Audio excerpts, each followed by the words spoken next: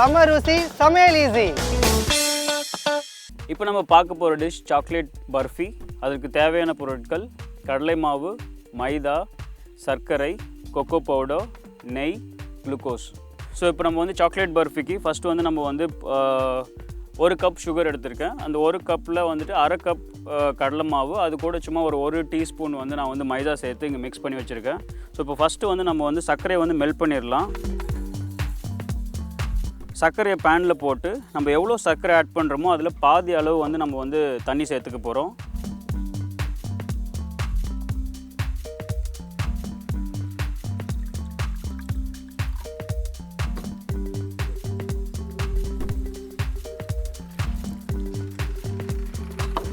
நம்ம சர்க்கரை வந்து ஆட் பண்ண வாட்டரோடு சேர்ந்து நல்லா வந்து மெல்ட் ஆகி நம்ம வந்து இதை வந்து ஒரு 1 ஸ்ட்ரிங் கன்சிஸ்டன்சின்னு சொல்லுவோம். அதாவது ஒரு ஸ்ட்ரிங் நீங்கள் கையில் வந்து தொட்டு பார்க்கும்போது சர்க்கரை தண்ணியோடு நல்லா கொதித்து நம்ம வந்து கையில் வந்து ஒரு ஸ்ட்ரிங் வரும்.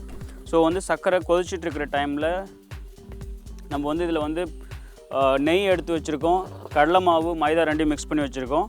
நம்ம எடுத்து வச்சுருக்கிற நெய்யில் பாதி அளவு வந்து இந்த கடலை மாவில் மிக்ஸ் பண்ணி நம்ம வந்து கட்டி இல்லாமல் நல்லா கரைச்சிக்க போகிறோம்.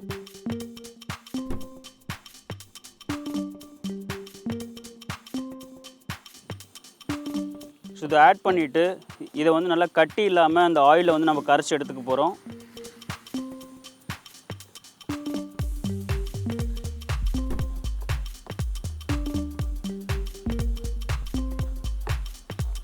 ஸோ நார்மலாக நீங்கள் வந்து எப்போதுமே வந்து ஸ்வீட் பண்ணுறதுக்கு நம்ம வீட்டில் அரைக்கிற பியூர் கடலை மாவு வந்து யூஸ் பண்ணிங்கன்னா உங்கள் ஸ்வீட்டோட குவாலிட்டி, டேஸ்ட் எல்லாமே நல்லாயிருக்கும். நீங்கள் வந்து ஷாப்பில் வாங்குறப்போ அது வந்து லைக் எப்படி இருந்தாலும் ஏதாவது மிக்சர்ஸ் ஆட் பண்ணியிருப்பாங்க. அதனால் வந்து உங்கள் ஸ்வீட் வந்து ரொம்ப பெட்டராக வராது. இப்போ நம்ம எடுத்து வச்சுருக்கிற நெய்யை ஆட் பண்ணி கடலை மாவை சுத்தமாக கட்டி இல்லாமல் நல்லா கரைச்சி எடுத்துக்கிட்டோம். ஸோ இதில் பார்த்திங்கன்னா எந்த கட்டியுமே இல்லை, நல்லா கரைச்சாச்சு.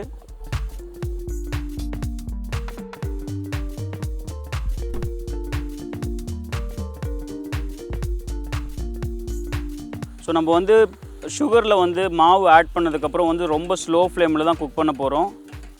ஸோ சுகர் நல்லா மெல்ட் ஆகி கொதிக்க ஆரம்பிச்சிருச்சு. உங்களுக்கு வந்து ஜஸ்ட் ஒரு 1 ஸ்ட்ரிங் கன்சிஸ்டன்சி வந்துருச்சு. இப்போ ஃப்ளேமை வந்து நல்லா ஸ்லோ பண்ணி வச்சுட்டு நம்ம கரைச்சி வச்சுருக்கிற மாவு வந்து இதில் மிக்ஸ் பண்ண போகிறோம்.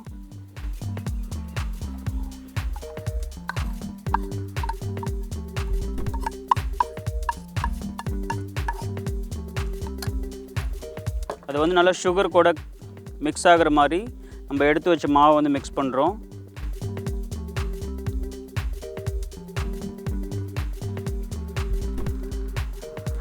ஸோ நம்ம ஆட் பண்ண மாவு சர்க்கரை பாகுலையும் நம்ம மிக்ஸ் பண்ண கீலையும் நல்லா மிக்ஸ் ஆகி குக் ஆகி திக்காக வரப்போகுது. இது ரொம்ப ஸ்லோ ஃப்ளேமில் தான் குக் பண்ணணும். ஸோ நம்ம ஆட் பண்ணுறப்போ இருந்த கன்சிஸ்டன்சி விட இப்போ மாவு வந்து குக்காகி கொஞ்சம் கொஞ்சமாக திக்காகிட்டே வருது. இது நல்லா திக்காகி வர்றப்போ அந்த ரா ஃப்ளேவர் வந்து உங்களுக்கு வந்து வெளியில் வர ஆரம்பிக்கும். அந்த ரா ஃப்ளேவர் போக ஆரம்பித்ததுக்கப்புறம் நம்ம எடுத்து வச்ச கீயை வந்து ஒரு 3 பார்ட்டாக டிவைட் பண்ணிவிட்டு கொஞ்சம் கொஞ்சமாக இதை அப்சர்வ் பண்ணுற மாதிரி நம்ம ஆட் பண்ணி மிக்ஸ் பண்ண போகிறோம். ஸோ ஆல்ரெடி பாதி கீயை வந்து நம்ம வந்து மாவுலேயே மிக்ஸ் பண்ணிட்டோம். அதனால் அந்த மாவு, சர்க்கரை, கீ எல்லாமே சேர்ந்து நல்லா குக் ஆகுது. நல்லா வந்து ஒரு அந்த கீ ஃப்ளேவரும் அந்த கடலை மாவு வந்து வெந்து வர்ற அந்த ரா ஃப்ளேவரும் நல்லா தெரியுது நமக்கு. நல்லா வந்துட்டு நல்லா திக்காக மிக்ஸ் ஆகிட்டே வருது. பார்த்திங்கன்னா வந்து கன்சிஸ்டன்சி ரொம்ப திக்காகிடுச்சு. இது வந்து ரொம்ப ஸ்லோ ஃப்ளேமில் தான் நம்ம குக் பண்ணிகிட்ருக்கோம். சைடில் எதுவுமே வந்து ஒட்டாமல் நீங்கள் வந்து அடிக்கடி வந்து அதை எடுத்து விட்ருங்க. இல்லைனா வந்து உங்களுக்கு வந்து பர்ஃபியில் வந்து உங்களுக்கு அந்த ஃபேர்ம் பைட்ஸு இல்லைனா வந்து ஒரு அன்குக்ட் பைட்ஸ் வரும். ஏன்னா கீழே பேனில் இருக்கிற மாவு அந்த நெய், சர்க்கரை சேர்ந்து தான் வந்து நல்லா குக் ஆகும். அதனால் நம்ம சைடு எப்போதுமே எடுத்து விட்டு நல்லா அதில் மிக்ஸ் பண்ணிக்கிட்டே இருக்கணும்.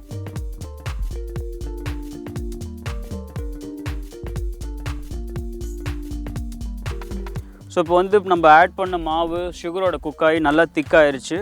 இப்போ நம்ம பேலன்ஸ் இருக்கிற பாதி கீயை வந்து நம்ம வந்து இதில் கொஞ்சம் கொஞ்சமாக ஆட் பண்ணுறோம். ஜஸ்ட் ஒரு 2 ஸ்பூன் வந்து கீ ஆட் பண்ணுறேன் இதில். ஸோ அதே மாதிரி ஸ்லோ ஃப்ளேம்லேயே கண்டினியூஸாக குக் பண்ண போகிறோம். முன்னாடி இருந்ததை விட பார்த்திங்கன்னா வந்து மாவு நல்லா குக் ஆகி ஒரு கெட்டி பேஸ்ட் கன்சிஸ்டன்சி வந்துருச்சு. இது நல்லா சூடாக இருக்கிறனால உங்களுக்கு தெரியுது. ஸோ அடுத்தது வந்து பேலன்ஸ் இருக்கிற கீ நான் முன்னாடி சொன்ன மாதிரி 3 டைம்ஸ் நம்ம கீயை டிவைட் பண்ணி ஆட் பண்ணணும்னு சொன்னோம். ஸோ செகண்ட் பார்ட் ஆஃப் கீயை நான் ஆட் பண்ணுறேன் இதில்.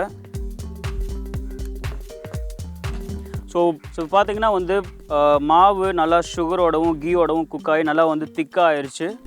ஸோ இதில் வந்து நம்ம லாஸ்ட்டாக ஃபைனல் வந்து ப்ராடக்ட்ஸ் வந்து நம்ம ஆட் பண்ண போகிறோம். நான் முன்னாடியே சொன்ன மாதிரி வந்து சாக்லேட் பர்ஃபின்னு சொன்னேன். ஸோ அதுக்காக வந்து நம்ம இதில் வந்து கொக்கோ பவுடர் ஆட் பண்ண போகிறோம். ஸோ இது கூட வந்து நீங்கள் என்ன ஃப்ளேவர் வேணாலும் ஆட் பண்ணிவிட்டு இந்த பர்ஃபியை பண்ணிக்கலாம். ஸோ கொக்கோ பவுடர் போட்டாச்சு.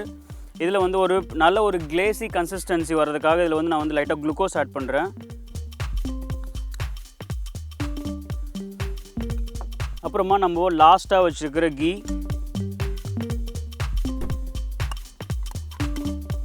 ஸோ இதை 3 ஆட் பண்ணிவிட்டு ஃபைனலாக குக் பண்ணிவிட்டு நம்ம இறக்க போகிறோம். ஸோ நீங்கள் வந்து கொக்கோ பவுடர் ஆட் பண்ணோடனே வந்து கலர் உங்களுக்கு வந்து அந்த சாக்லேட் கலர் வந்து சேஞ்ச் ஆகுது. நான் வந்து சாக்லேட் பர்ஃபின்னு சொல்லும்போது நம்ம வந்துட்டு கொக்கோ பவுடர் தான் ஆட் பண்ண முடியும், சாக்லேட் ஆட் பண்ணி குக் பண்ண முடியாது. ஸோ கொக்கோ பவுடர் பேசிக்கலி வந்து உங்களுக்கு வந்து ஒரு ஸ்வீட் இல்லாத வந்து ஒரு சாக்லேட் ஃபார்ம் தான் அது.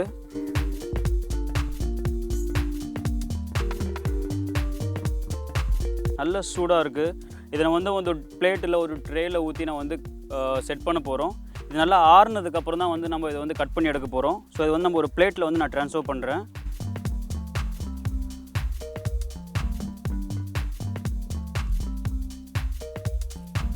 ஸோ பிளேட்டில் ட்ரான்ஸ்ஃபர் பண்ணிவிட்டு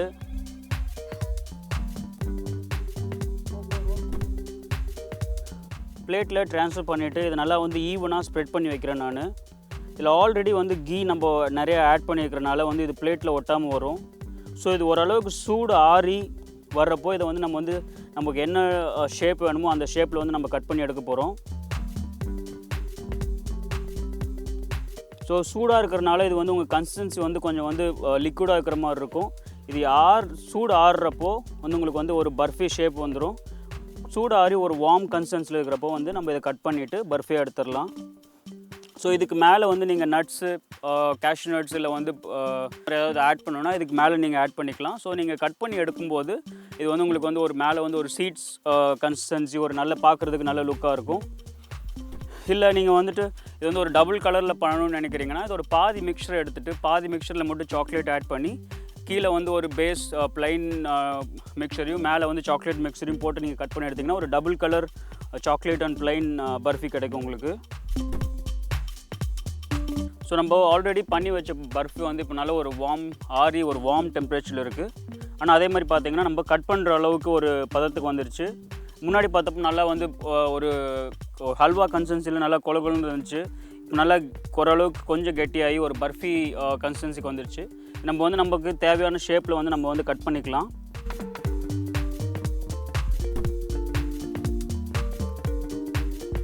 இது நல்லா ஆறுனதுக்கப்புறம் கட் பண்ணிங்கன்னா உங்களுக்கு நல்ல ஷேப் வரும்.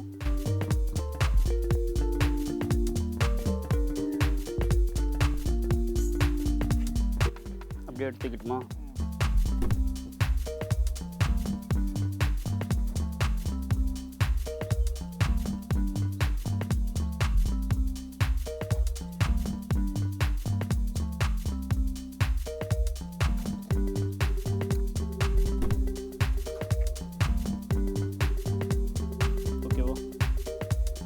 இப்போ நம்ம பார்த்த சாக்லேட் பர்ஃபி உங்களுக்கு எல்லாருக்கும் பிடிக்கும்னு நினைக்கிறேன். இதே மாதிரி ஒரு இன்ட்ரெஸ்டிங்கான டிஷ்ஷோட மீண்டும் சந்திப்போம்.